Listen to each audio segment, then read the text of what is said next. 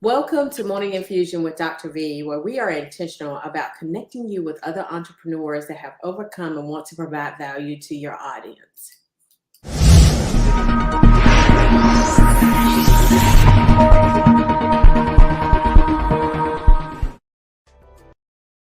It's Dr. V here, where our coaching program teaches nurses how to work from their computers anywhere around the world, make money, and owning their own time.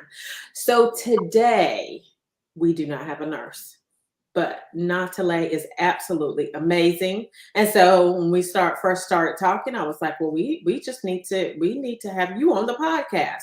So today we have Nantale Muwonge.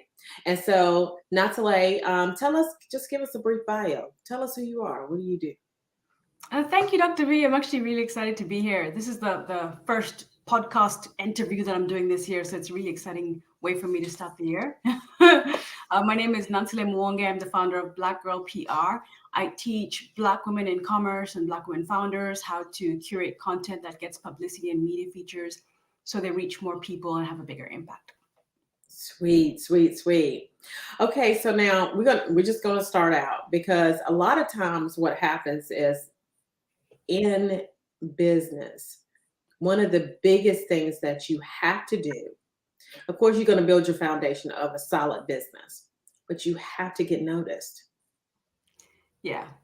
It is extremely busy. And so getting noticed is huge. And so tell us a little bit about what public relations is exactly. Okay. Public relations is basically what you do to shape the way people perceive your brand. And if they don't perceive your brand at all, Dr. V, you mentioned, then that's a problem because people need to know about you in order for them to come to your website for you to drive traffic. And you need sales to be able to drive traffic. So PR helps you shape how people think about you, how they feel about you. It helps them trust you, get to know you. And those are the main aspects of PR and why it's actually valuable to you and your brand. And also, of course, PR helps you actually stand out. It's important especially because consumers have lots of options. So it's important for them to be able to tell what makes you different and why they should even bother with your brand. So PR is something that you can use to help you separate yourself from everybody else who may be doing something similar to what you're doing. Cool. So let me ask you, so have you always done PR? No, no, I've always been in content. I've always been in content and always been in marketing. I started off as a writer and an editor, and moved into content marketing. I've done, and then into PR. So I've always been in this content and marketing space.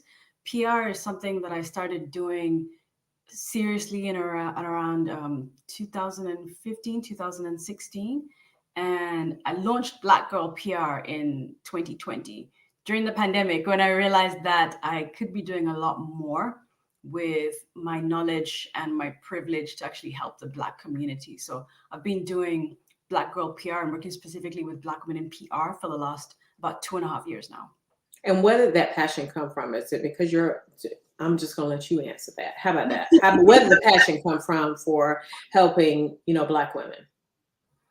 In particular, it came from the experience of Black women are so underserved, overlooked, and you can fight all you want, but if you don't have support, it makes it even more difficult to get where you want to go. So having that experience myself, seeing the women around me, working in a corporate space and seeing the effect that content marketing, PR marketing, seeing the effect that actually has on big business, and realizing that if I could bring a small percentage of that to a group of people, in particular Black women who don't get to have that level of expertise, who don't get those insights that can help them take their business to the next level. Just realizing the impact that I could actually have if I turned around and used that expertise on women like me, who look like me, who have the same struggles, who have the same issues, who face the same challenges, which means that it's easier for me to help them because I really understand where they're coming from. So it's really the realization that I can actually make a difference by doing this. That's where that comes from. So let me ask you a question about shaping your brand. Okay. We actually, we were having a meeting this morning with my team, and one of the things that we were talking about is the fact that, there's so many content strategists or content creators that are out there. And one of the things that a lot of them do is, in order to create a bigger following, is to create controversy. So, Mhm. how do you feel about that? That's a strategy. If it's something that you want to do, then do it. I the uh, This is probably going to sound cliched because you hear it a lot, but the absolute best way to stand out is to actually be yourself, because being yourself doesn't require calculation. You don't have to sit and strategize about what to think, what to say. You don't have to remember what you said, 2, 3, 4, 5 years ago, whatever, to make sure that you're keeping your story straight. You don't have to come up with ideas of how to be. Um, Basically, it's the most effortless, seamless. Being authentic is effortless and seamless, so it's the easiest thing to do. Another wonderful thing about being yourself is people who find you interesting because you are you will gravitate towards you. So it's easier for people to resonate with you and connect with you. And the people who don't, that's fine because there's probably somebody else that is more in alignment with them to connect to anyway. So we can't be offended by that. So if you're the type of person who enjoys controversy or who likes it, or that's kind of the um, an aspect of your personality or the way you live your life, then adopting that strategy could end up being something that ends up stressing you out and burning you out, because it's going to attract people who like that. And it may be complex for you to manage those relationships and those kinds of engagements. So I'm I going to say love it's a that. strategy that you can try if you want to try it, but I wouldn't. I love it. I love it. I love it. And that's one of the things that we talked about. We talked about the fact that, just having integrity, right? Being true, delivering, valuable service to the people that we serve, period. And that is what, but we don't get, as, at that time, right? Not as many eyes as, these followers that create all this controversy and have all these thousands and thousands of followers. But, on the back end, do they convert? And even if they convert, are they problematic, right? Yeah. And another thing about controversy is fleeting. Something's going to happen today, and tomorrow people will have forgotten about it completely. So if your strategy is just to put out controversial content, it's like you're chasing highs and you don't know if you're always going to get them. But if your strategy is to actually share information, and when I say share information, I mean information that's useful to the people that you're serving. And sometimes that information might mean they end up going somewhere else to get the product because it's better for them. Ultimately, your goal is to help them make a decision, the best decision for them, not for you. And if you do that, what happens is you end up putting out content and building an archive of meaningful, useful information, which people find when they need it. So, your job is to put out enough information that answers people's questions throughout their journey, their buying journey, or their journey towards the product or service that you offer. And ultimately, you'll find people who are at different stages of the journey will gravitate towards you if your solution is the right thing for them. I love it. I love it. I love it. So now, I want to shift the conversation just a little bit, because one of the reasons why I wanted to have you on the podcast was because of your experience in healthcare. Now, we know that healthcare is pretty scary. And so, tell us about, kind of your journey as it relates to healthcare. The thing that was the biggest shock to me was because I wasn't born and raised here in the States, and I didn't realize how honestly toxic. I didn't realize how toxic the healthcare system was, because the healthcare system is, of course, also a manifestation of white supremacy. So the as a black woman in America, my experience of healthcare has honestly been hellish.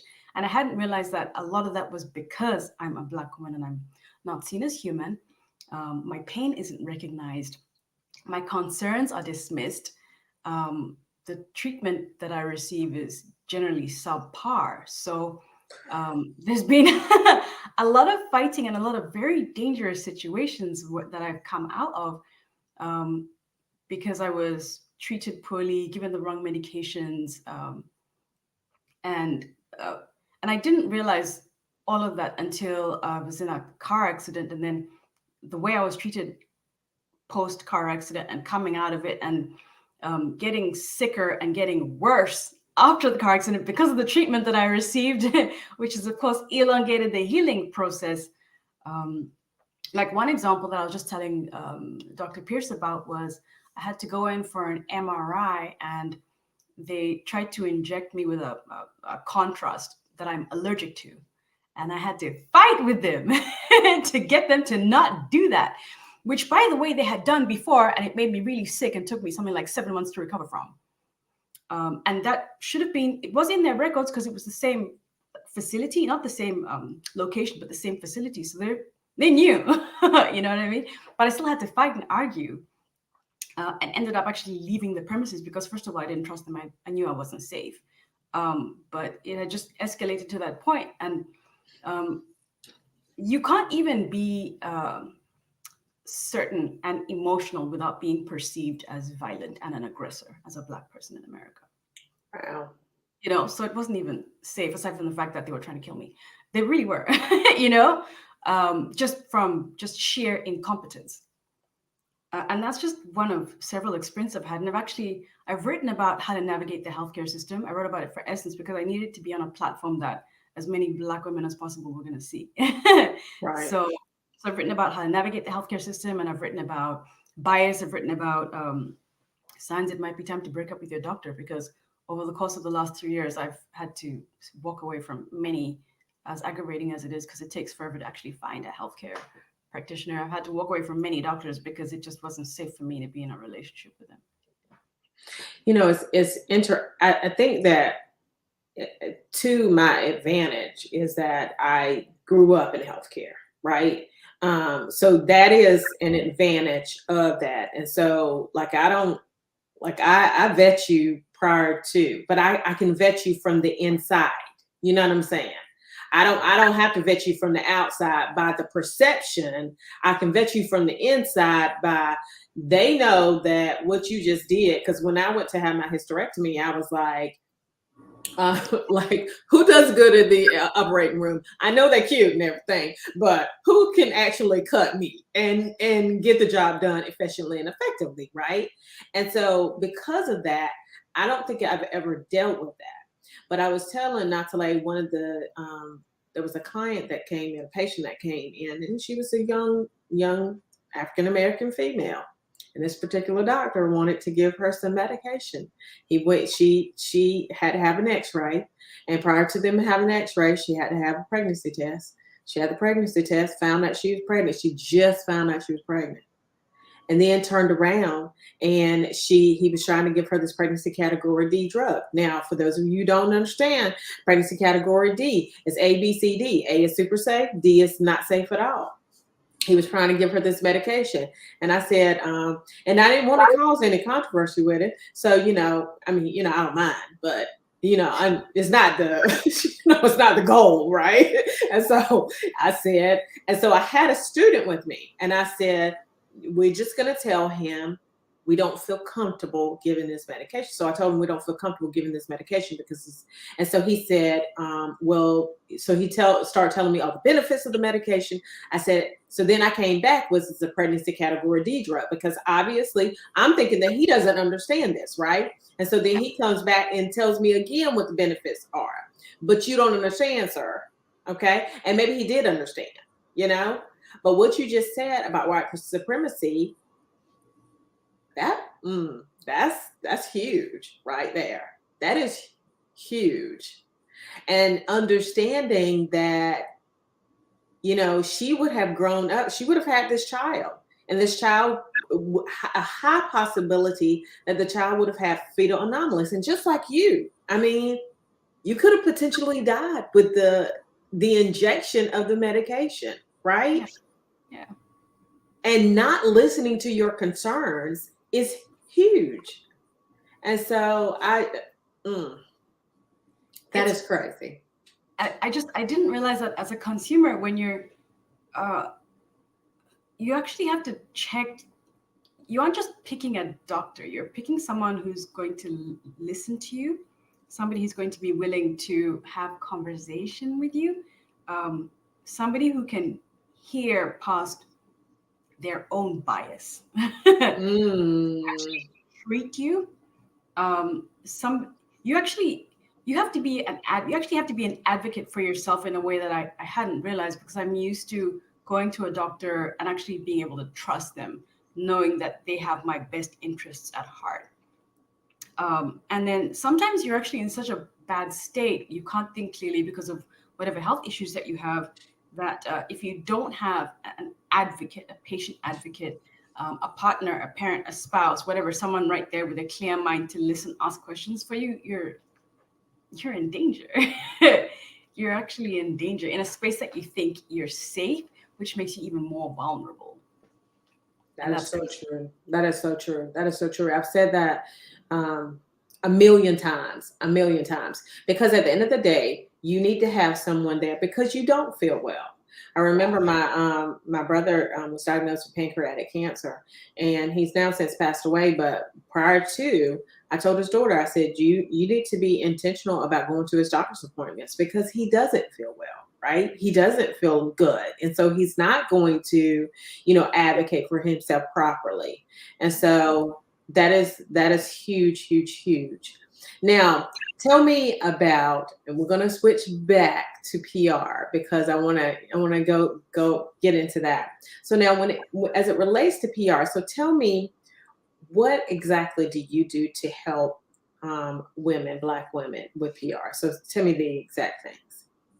The main thing that I do is I teach them how to refine their brand story to the point that when people hear about them, they're actually like, okay, wait a minute, I've never seen anything like this before, I want to know more. And then they're going to click through and follow back, to learn more about their brand. And then to tell their story in a way that is compelling on bigger platforms than their own. Definitely leverage their own media, but also to tell a story on bigger platforms, whether it's TV stations, newspaper, magazines, podcasts, whatever it is.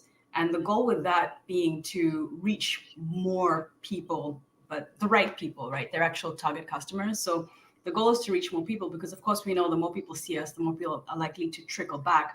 And the more traffic we drive back to our website, this is e-commerce, the more sales we get. And then once you actually have your brand on those platforms where you're getting visibility, as you're driving the traffic back, of course, you want to have some kind of a strategy so that you're doing different things. You're converting the traffic optimally. You're using those opportunities to create that visibility to create more opportunities, and basically tying it back to what your actual brand goals are, because being seen is great, but if you don't have goals beyond being seen, then you run the risk of not being able to actually leverage the PR, which is pointless. Building your back end, building the end with the end in mind, right? Yeah. Starting it out with the end in mind. So now tell me, just give me an example of how you would, like if you were, just give me a story, all right, of how someone could get visibility on their product. Just Honestly, the best way to do it, the absolute best way to do it, is to actually pitch your brand to the media, pitch your brand to journalists. And all you do is you sit down, you do some research, you take a look at what platforms would it make sense for you to actually appear on, right? So you might end up picking something like Forbes because it's a big platform. But does Forbes actually serve your target audience? mm, The goal is to pick platforms that actually serve your target audience, because then you're more likely to get high quality traffic. If you're talking to people who are more likely to be interested, more of them are actually going to take the action that you want, right? Mm-hmm. So then you make that list, you start reaching out to journalists, you give them an offer, you tell them your story, you tell them what your expertise is, and you start getting placements that way. And that's the best way to do it, especially because only 30% of small businesses do PR.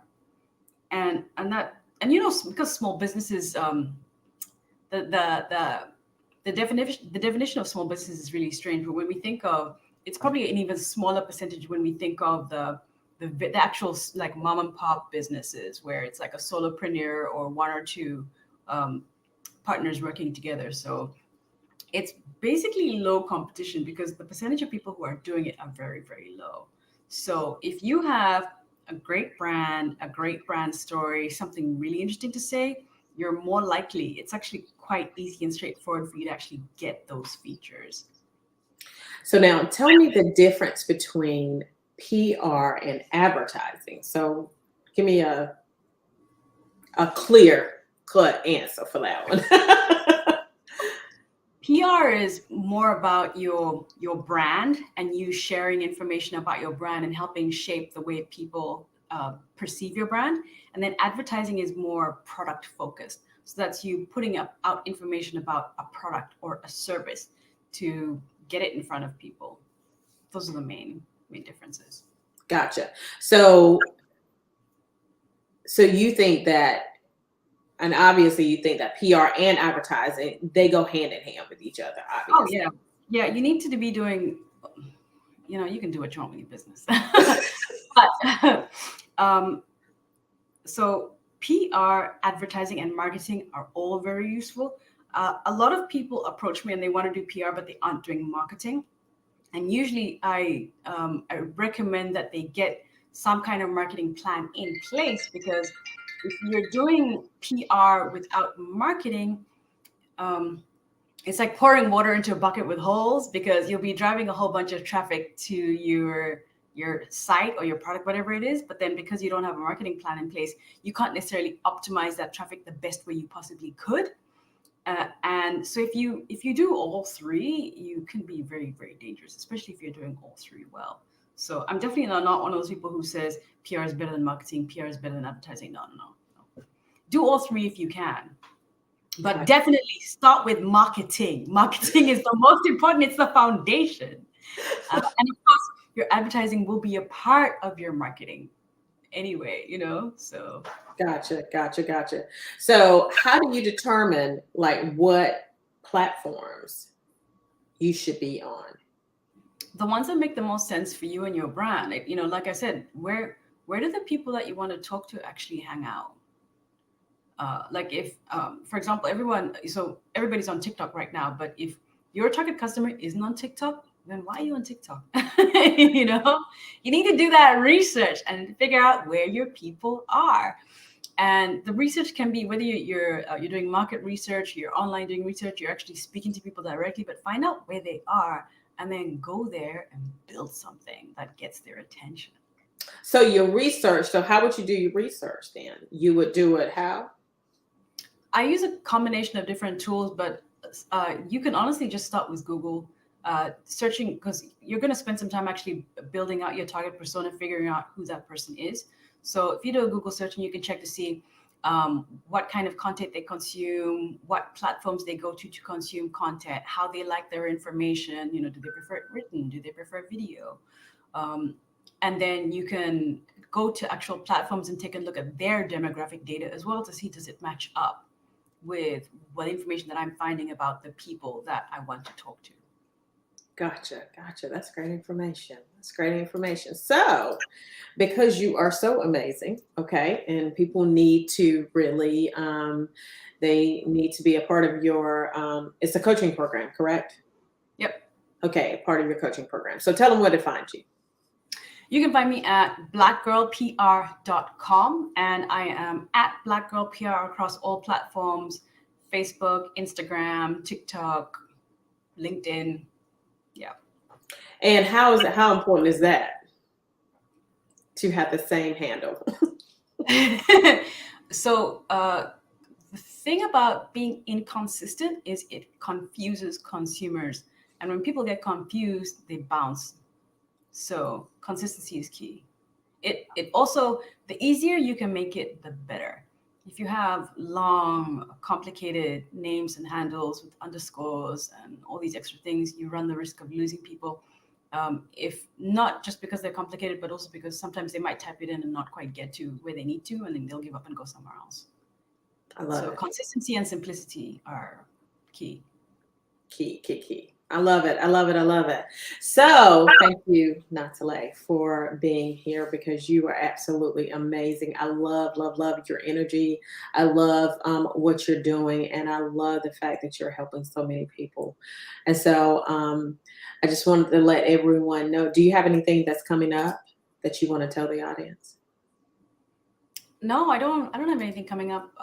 Well, one thing that I'm going to emphasize again, simply because I come across so many people who aren't doing marketing, is if Mhm. there's one thing you do for your brand this year, please make it getting a marketing plan. Whoever you end up talking to, if you do some kind of a business boot camp, whatever that is, but yeah, get yourself a marketing plan and run it. Can you help them do that? That's not my so it's not my area of focus. Once I start working with people, we actually will refine their marketing plan to, because I'm a digital marketer as well. But because a lot of people approach me, want to do PR, don't have a marketing plan, that's just something that I I encounter it so much. So just emphasizing getting that marketing plan in place. I just wanted to end off by saying that. Gotcha. Before they get to you. And then they get to you, and then you just blow them up, right? Yeah, we're gonna add gas. PR is gonna be adding gas. No, that's right. So we are having the Nurse Six Figure CEO Conference that's coming up February 24th and 25th. It is just going to be amazing.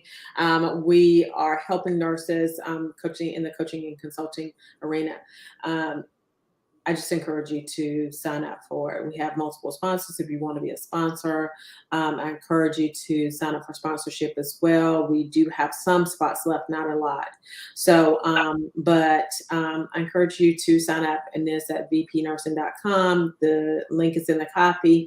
So I ask also that you like and share this podcast. Because Nantale is just amazing, and I love talking to you. So you guys have a phenomenal rest of your day. Bye bye.